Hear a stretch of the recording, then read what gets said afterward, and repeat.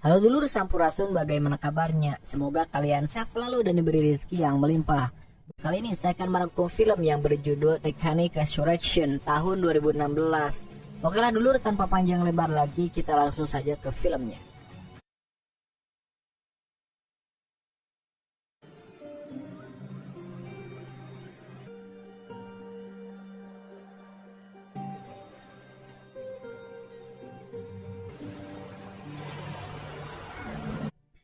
Film ini akan berfokus kepada seorang pembunuh bayaran yang dikhianati oleh bosnya sendiri.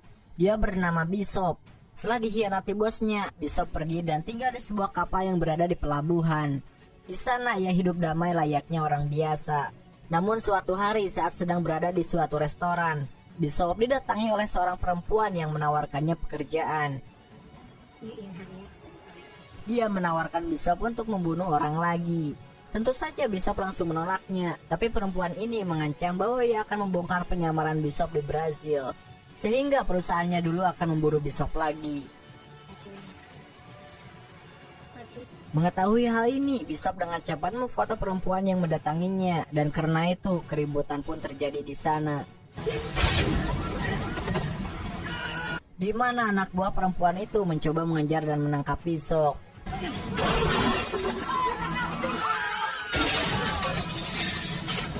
Tak tinggal diam, Bishop langsung menunjukkan kemampuannya dan mengalahkan satu persatu musuh yang ia temui.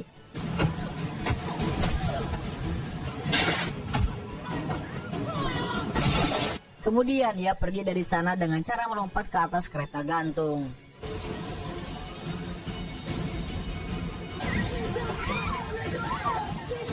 Tapi sialnya ia masih bisa terkejar. Tidak ada pilihan lain, akhirnya Bishop memutuskan untuk melompat dari sana. Bagusnya pendaratan tepat di atas orang yang sedang terbang di bawah kereta gantungnya. Scene kemudian berlanjut, di mana Bishop mendatangi kapal yang ia tinggali. Di sana ia melihat orang-orang yang tadi kenalnya memeriksa kapalnya. Melihat kapalnya sudah tidak aman, Bishop langsung meledakkan dan menghancurkan kapal tersebut. Kemudian ia pergi ke tempat persembunyian lain di pelabuhan yang sudah ia siapkan. Setelah sampai di tempat persembunyiannya, Bishop mengeluarkan sebuah kotak yang berisi uang, senjata, dan paspor yang sudah ia simpan. Lalu ia memasukkannya ke dalam tas. Tidak berlangsung lama, akhirnya ia pergi dari tempat itu.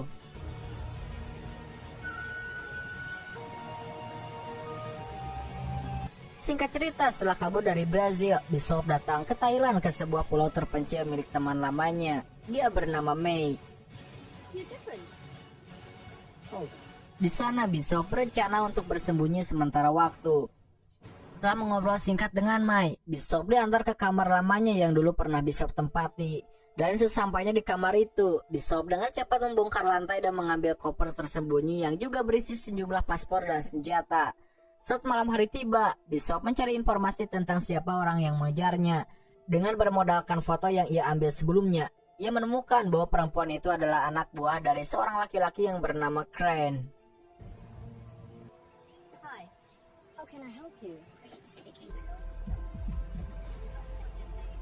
Scene pun berlanjut di suatu malam, di mana Bai dengan terburu-buru datang menghampiri Bishop. Ia meminta Bishop untuk menolong seorang perempuan yang disiksa oleh pasangannya di atas kapal yang berada di pantai pulau itu. Awalnya Bishop menolak karena itu urusan pribadi. Tapi karena bujukan Mai, Bishop akhirnya pergi untuk menolongnya. Sesampainya di atas kapal, saat Bishop mencoba menolong perempuan itu, perkelahian pun terjadi dan secara tidak sengaja Bishop membunuh laki-laki yang mencoba melawannya.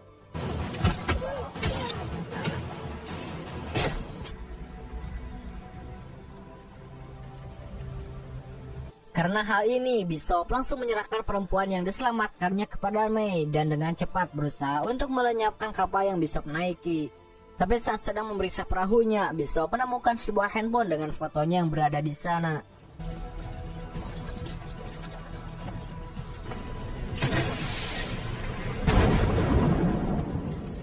Mengetahui hal itu, setelah membakar kapalnya, Bishop pergi menemui perempuan yang baru ia selamatkan, dan perdebatan pun terjadi antara mereka. Dalam perdebatan ini diketahui nama perempuan itu adalah Gina, yang ternyata juga orang suruhan dari Crin untuk mendekati Bishop. Tapi di sini Gina langsung menjelaskan bahwa ia tidak bekerja kepada Crin, dan Gina melakukan hal ini karena paksaan dan ancaman dari Crin. Keesokan harinya, Bishop langsung mencari informasi siapa Gina sebenarnya. Dengan cepat, ia menemukan bahwa Gina adalah ketua relawan dalam sebuah organisasi yang bekerja untuk menampung korban jual beli manusia. Mendapati hal ini, Bishop mendatangi Gina dan sedikit berbincang dengannya di pinggir pantai. Di perbincangan ini, Bishop mengetahui bahwa Crin memaksa Gina untuk mendekati Bishop. Dengan ancaman, Crin akan membunuh semua orang di lembaga yang Gina kelola, termasuk anak-anak yang ia rawat. Dan karena itulah Gina mau tak mau mengiyakan permintaan dari Crin. Karena hal ini, Bishop akhirnya mempercayai Gina dan semakin lama mereka pun semakin dekat satu sama lain. Kemudian rasa cinta pun mulai tumbuh antara mereka.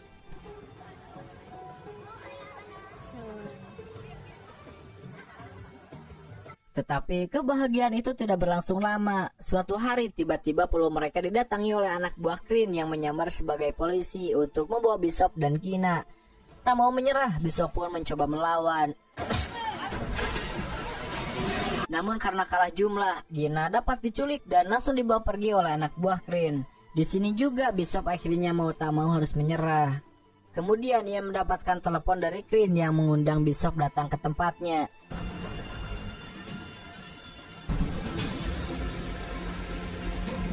Scene pun berpindah di kota Bangkok, Thailand, di mana Bishop mendatangi sebuah rumah untuk memenuhi undangan dari Crin. Sesampainya di sana, Bishop diperiksa kemudian dipersilakan untuk duduk. Tapi tanpa ia ketahui, ternyata bangku yang ia duduki sudah dipasangkan bom di bawahnya. Tak lama, Crin pun tiba mendatangi Bishop, dan karena bom di kursinya, Bishop tidak bisa melawan. Ia hanya bisa mendengarkan apa yang Crin katakan. Di sini, Crin memberikan Bishop sebuah misi untuk membunuh 3 orang pedagang senjata dan membuatnya seperti kecelakaan. Dengan imbalan, Crin akan membebaskan Gina saat pekerjaan Bishop selesai. Karena Crin mengancam akan membunuh Gina, Bishop akhirnya terpaksa mengerjakan apa yang Crin perintahkan. Misi pertama pun langsung dilakukannya, di mana Bishop berencana akan membunuh seorang laki-laki yang bernama Krill, yang berada di sebuah penjara di Malaysia. Bishop pun kemudian menyiapkan sebuah bom yang ia sembunyikan. Lalu ia menyamar sebagai penjahat dengan cara melukis sebuah tato di wajahnya. Setelah semua persiapannya selesai, Bishop langsung melakukan aksinya, di mana ia membuat keributan dengan polisi di jalanan. Dan karena hal ini, Bishop akhirnya ditangkap. Karena tato yang ada di wajah Bishop, polisi salah mengira bahwa ia adalah buronan yang paling dicari di Malaysia. Kemudian polisi memasukkannya ke dalam penjara yang tak lain tempat Krill berada.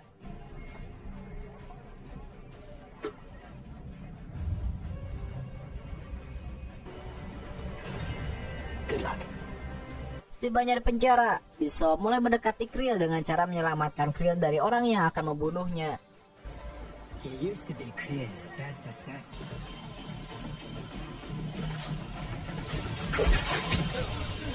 Melihat Bishop yang menyelamatkannya, Krill pun menaruh kepercayaan kepada Bishop dan mengundang Bishop untuk datang makan ke ruangannya. Sore harinya, Bishop pun dikeluarkan dari tahanannya, kemudian diantar ke ruangan tempat Krill berada.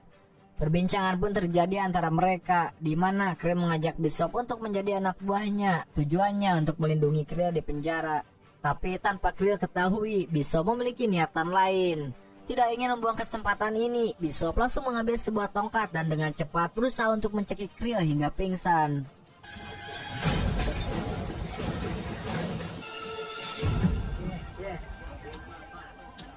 Saat Krill pingsan, Bishop mencampurkan semacam obat dan membuat Krill meminumnya hingga overdosis sampai mati.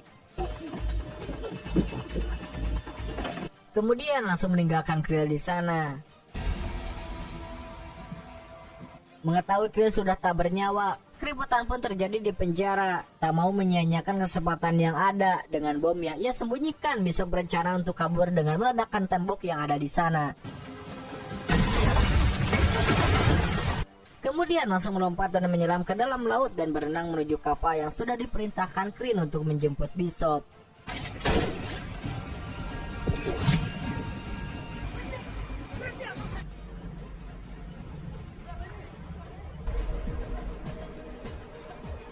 Singkat cerita, setelah misi pertamanya selesai, Bishop mulai melakukan misi kedua untuk membunuh target berikutnya yang bernama Adrian di Sydney, Australia.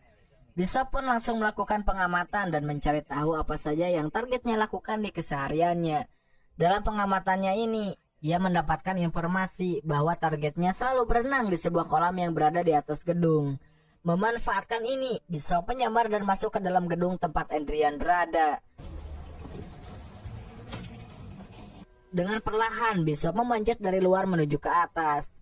Sesampainya di bawah kolam, saat Adrian sedang berenang, Bishop dengan cepat melubangi kaca di hadapannya.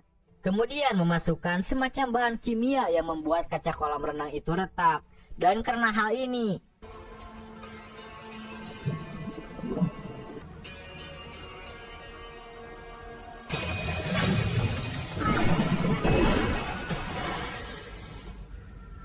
Adrian pun akhirnya jatuh dari kolam renangnya dan mati mengenaskan.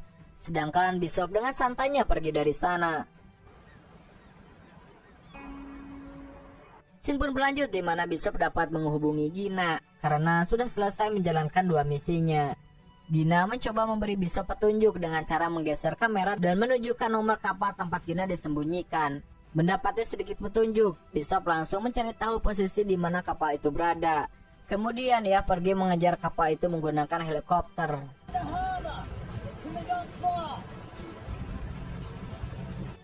Beruntungnya dalam pencarian ini, Bishop dapat menemukan kapal tempat Gina berada. Bishop pun secara diam-diam masuk ke dalam kapal itu dan berusaha merebut Gina yang saat itu dibawa oleh anak buah Crean.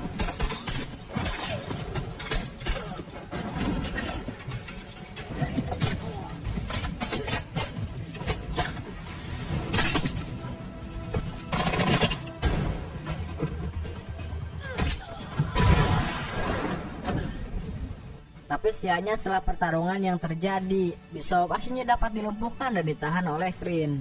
Di sini Crean mengancam akan membunuh Gina dan kembali menyuruh Bishop untuk membunuh target terakhirnya. Tapi karena rasa kesalnya, Bishop kembali berulah menghajar anak buah Crean dan melompat kembali ke dalam laut. Kemudian ia pergi menggunakan alat yang sudah ia siapkan.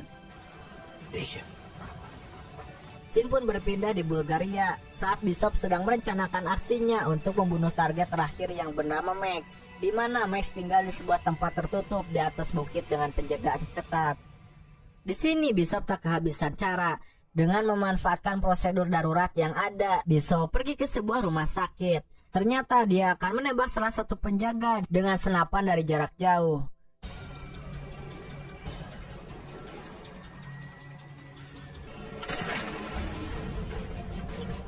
Kemudian secara diam-diam menumpang ke helikopter rumah sakit yang datang untuk menolong anak buah Max yang ia tembak. Setelah berhasil masuk, Bishop dengan kemampuannya menghajar penjaga yang ada dan masuk ke ventilasi udara.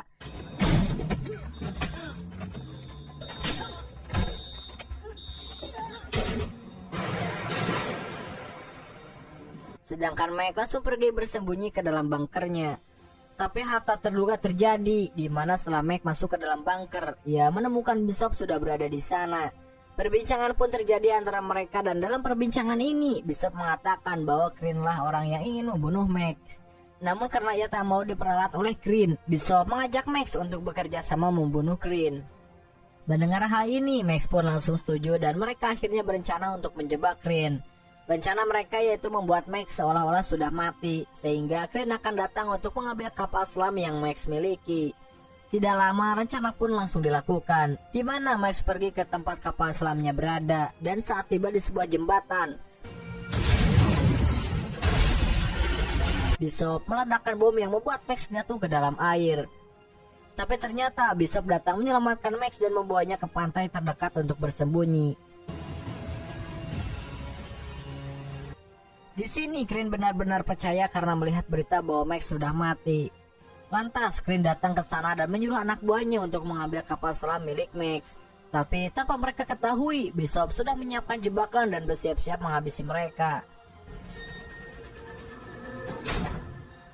Tak lama anak buah Crane pun datang dan aksi tembak-tembakan kembali terjadi.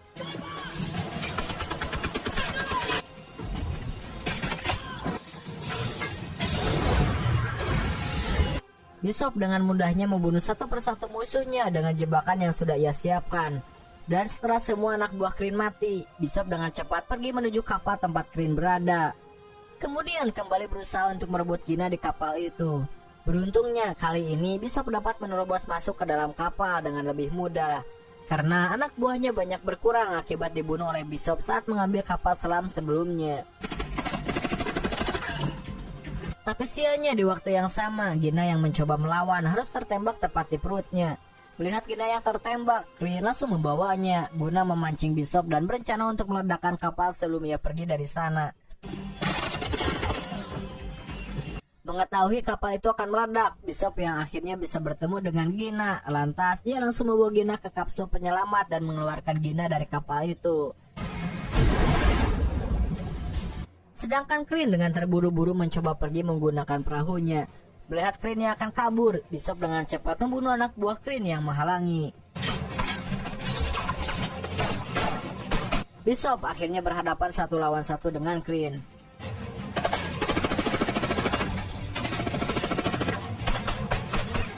Dalam pertarungan ini, Bishop sempat terpojok karena Crane menggunakan rantai jangkar. Namun Bishop dapat melawan memakai rantai yang digunakan Crane. Di sini Bishop berhasil mengalahkannya, yang kemudian mengikatnya dengan rantai sehingga Crane tidak dapat bergerak. Di akhir pertarungan mereka, Crane mengatakan bahwa Bishop tidak akan selamat dari ledakan kapalnya. Namun yang terjadi, Bishop malah kembali masuk ke dalam kapal. Tidak lama ledakan besar pun terjadi. Setelah kapal Crane meledak dan terbakar, Gina yang saat itu berada di kapsul penyelamat berhasil diselamatkan dan dibawa ke daratan. Karena mereka tidak bisa menemukan mayatnya, Bishop dinyatakan mati akibat ledakan yang terjadi. Singkat cerita, setelah semua yang terjadi, Gina kembali mengurus organisasinya di Kamboja, sedangkan Mei tetap tinggal di pulau kecilnya. Namun hal tak terduga terjadi. Suatu hari saat sedang mengajar, tiba-tiba Gina melihat Bishop yang masih hidup datang ke tempatnya. Ternyata saat ledakan terjadi, Bishop kembali masuk ke dalam kapal adalah untuk berlindung di dalam tempat penyimpanan jangkar yang tidak hancur karena ledakan. Dan setelah bangkai kapalnya dinaikkan ke daratan, Bishop diam-diam keluar dari sana. Di akhir film, Max yang melihat Bishop dalam rekaman CCTV menghapus videonya dengan tujuan agar Bishop tetap dinyatakan mati. Oke dulur, dan film ini pun udahan bor.